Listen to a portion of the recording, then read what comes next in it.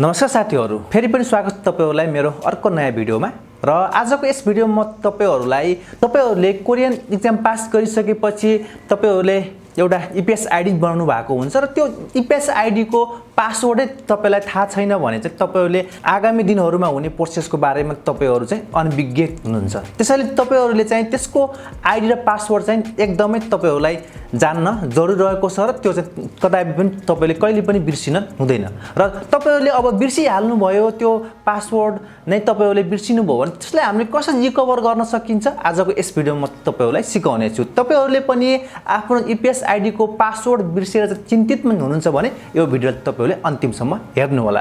र तपाईहरु हाम्रो यस च्यानलमा पहिलो पल्ट हुनुहुन्छ र हाम्रो यस च्यानल तपाईहरुले अझै पनि सब्स्क्राइब गर्नुभएको छैन भने कृपया सब्स्क्राइब पनि गरिदिनु होला भन्दै अब म तपाईहरुलाई ढिला नगरिकन तपाईहरुले सम्पूर्ण प्रोसेस हामीले कसरी चाहिँ त्यो पासवर्डलाई चेन्ज गर्ने, कसरी चाहिँ हामीले त्यसलाई चाहिँ रिकभर गर्न सकिन्छ त्यसको बारेमा सम्पूर्ण जानकारी दिनको लागि म तपाईहरुलाई डेस्कटपमा लगेर चाहिँ जान्छु। अब चाहिँ ढिला नगरिकन तपाईहरुलाई म डेस्कटपको स्क्रिन चाहिँ शेयर गर्छु। अब जाउँ डेस्कटप तर्फ।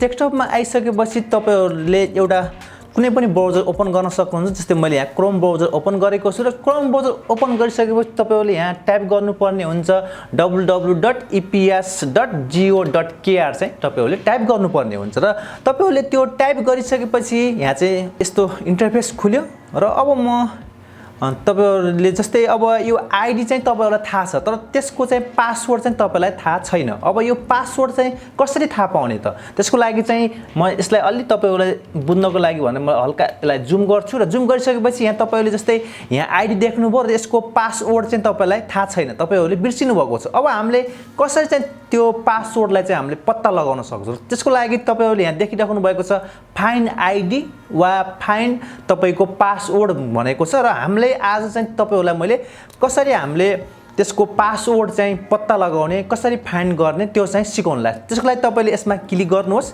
र क्लिक गरिसकेपछि यहाँ चाहिँ नेपालीमा आएको छ र यसलाई चाहिँ म इंग्लिशमा चेन्ज गर्छु र इंग्लिशमा चेन्ज गर्नको लागि यहाँ जस्तै नेपालको ठाउँमा चाहिँ तपाईहरुले फिलिपिन्स राखेर चाहिँ यहाँ चाहिँ तपाईहरुले गोमा क्लिक गर्नु होला र गोमा क्लिक गरिसकेपछि यहाँ चाहिँ तपाईको यस्तो इन्टरफेस आउँदछ जहाँ चाहिँ फाइन्ड आईडी पासवर्ड भनेको छ र त्यसको लागि चाहिँ तपाईले फाइन्ड आईडी और पासपोर्टको लागि जस्तै यहाँ फाइन्ड आईडी को लागि चाहिँ तपाईलाई EPS टपिक र पासपोर्ट नम्बर र कार्ड नम्बर चाहिन्छ भने चाहिँ तपाईले जस्तै फाइन्ड पासपोर्टको लागि तपाईसँग चाहिँ लगइन आईडी हुनु पर्दछ र EPS टपिक हुनु पर्दछ र पासपोर्ट नम्बर र नेशनल आईडी नम्बर। अब नेशनल आईडी नम्बर त हामीसँग छैन र पासपोर्ट नम्बर चाहिँ हुनु पर्दछ भनेको छ र यो पनि भएन भने तपाईले चाहिँ फाइन्ड पासवर्डको लागि चाहिँ login ID date of birth र पासपोर्ट नम्बर चाहिँ भए पनि हुन्छ र त्यसैगरी तपाईले आईडी नै बिर्सिनु भयो भने पनि तपाईले चेन्ज गर्न सक्नुहुन्छ। जसको लागि चाहिँ तपाईसँग EPS टपिकको नम्बर हुनुपर्छ र पासपोर्ट नम्बर हुनु पर्दछ र त्यसैगरी चाहिँ डेट अफ बर्थ र पासपोर्ट नम्बर भए पनि तपाईले सजिलै चाहिँ पत्ता लगाउन सक्नुहुन्छ। र अब म चाहिँ फाइन्ड पासवर्ड गर्न लागिरहेको छु र पासवर्डको लागि चाहिँ तपाईसँग लगइन आईडी हुनुपर्छ। लगइन आईडी भनेको जस्तै तपाईले सुरुमा आईडी बनाउन लागि जे राख्नु भएको थियो त्यो चाहिन्छ। जस्तै यहाँ जस्तै मेरो चाहिँ यहाँ पशुपति GC पोएट रहेको थियो र EPS टपिक जुन चाहिँ तपाईको रजिस्ट्रेसन नम्बर जुन सिम्बल नम्बर रहेको थियो तपाईको आईडीमा त्यो नम्बर चाहिँ तपाईले यहाँ हाल्नु पर्ने हुन्छ। जहाँ चाहिँ जस्तै 0062022 अनि C अनि 101 रहेको छ होला त्यो 101 नराखेर चाहिँ तपाईले 505 राखेर चाहिँ तपाईले यहाँ सिम्बल नम्बर राख्न सक्नुहुनेछ। अनि त्यसपछि तपाईको पासपोर्ट नम्बर जुन पासपोर्टबाट तपाईले आईडी बनाउनु भएको थियो, आईडी क्रिएट गर्नु भएको थियो त्यो पासपोर्ट नम्बर चाहिँ यहाँ राख्नु पर्ने हुन्छ र यो राखिसकेपछि यहाँ चाहिँ जुन फाइन्ड पासवर्ड भनेको छ त्यहाँ फाइन्ड पासवर्डमा क्लिक गर्नुहोस् र फाइन्ड पासवर्ड क्लिक गरिसकेपछि यहाँ एउटा यसरी चाहिँ रिसेट पासवर्ड भनेर आएको हुन्छ र यहाँ भनेको छ your temporary password will be send to the following email address भनेको छ। जुन तपाईले इमेल एड्रेसबाट चाहिँ तपाईले आईडी क्रिएट गर्नुभएको थियो त्यो जीमेलमा चाहिँ तपाईको टेम्पोररी पासवर्ड चाहिँ जान्छ भनेको छ। तपाईले यहाँ ओके गर्नुहोस् र ओके गरिसकेपछि यहाँ चाहिँ यो temporary password has been sent to your email address भनेको छ। हाम्रो चाहिँ इमेलमा वा जीमेलमा चाहिँ हाम्रो पासवर्ड गइसकेको छ भनेको छ। तपाईले यहाँ ओके गर्नुहोस् र ओके गरिसकेपछि अब हाम्रो चाहिँ यो यस्तो इन्टरफेस आउँदछ र त्योभन्दा पहिला हामी यहाँ आफ्नो जीमेल चेक गर्छौँ आयो कि नै भनेर। अब म यहाँ जीमेल चेक गर्न लागिरहेको छु र एकचोटि चाहिँ यहाँ रिफ्रेस गर्छु आयो कि नै भनेर र यहाँ न्यू भनेर जस्तो तपाईँले यहाँ देखिराख्नु भएको छ यहाँ न्यू भनेर आइसकेको छ। यहाँ म क्लिक गर्छु र क्लिक गरिसकेपछि हाम्रो पासवर्ड भनेको तपाईँको यो रहेको छ जहाँ म तपाईँलाई देखाउन लागिरहेको छु। यो हाम्रो पासवर्ड रहेको छ। यसलाई चाहिँ यसरी कपी गर्नुहोस्। कपी गरेर चाहिँ यहाँ ल्याएर तपाईँले यसलाई पेस्ट गर्नुपर्ने हुन्छ र यहाँ चाहिँ तपाईँले आफ्नो आइडी हान्नुहोस्। जुन आइडी चाहिँ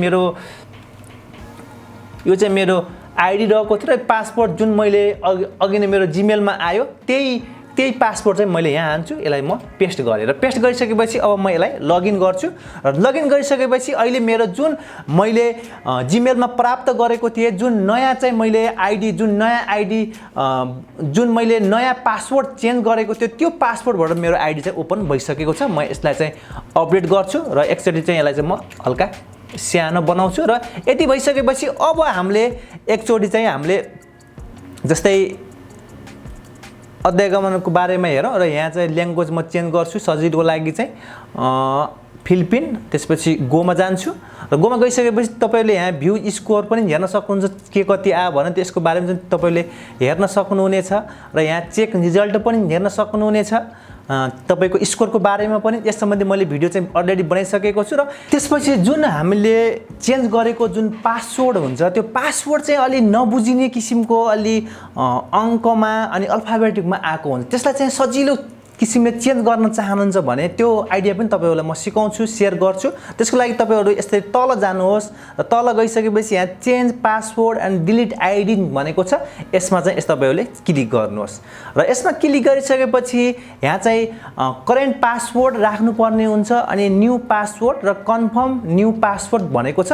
जस्तै अब हामीले जुन हाम्रो इमेलमा आएको यो भर्खरै हामी चेन्ज गरेको पासवर्ड छ यसलाई कपी गर्नुहोस् र कपी गरेर ल्याएर चाहिँ यहाँ यसरी चेन्ज यहाँ पेस्ट गर्नुहोस् र पेस्ट गरेपछि अब तपाईले यहाँ चाहिँ नयाँ पासवर्ड राख्नुहोस् जुन तपाईलाई सम्झिन सजिलो होस् त्यो चाहिँ पासवर्ड यहाँ राख्नु होला। जस्तै मैले चाहिँ यहाँ सजिलोको लागि राखेको छु